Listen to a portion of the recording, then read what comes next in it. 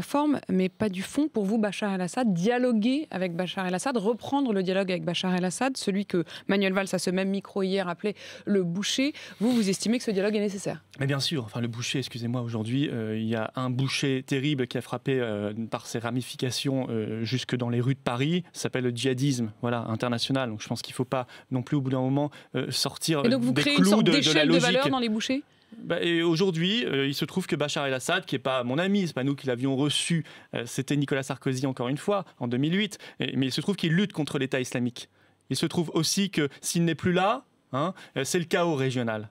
Mais vous trouvez que quand il est là, c'est pas le chaos? 200 000 morts en Syrie, une guerre civile. Il y a une guerre civile. Oui, il y a une guerre civile. Donc entre la peste et le choléra, vous choisissez quand même quoi? Non, il y a une guerre civile, c'est vrai, en Syrie. Mais en même temps, s'il n'y a plus Bachar el-Assad, c'est l'explosion, la déflagration, la persécution des minorités.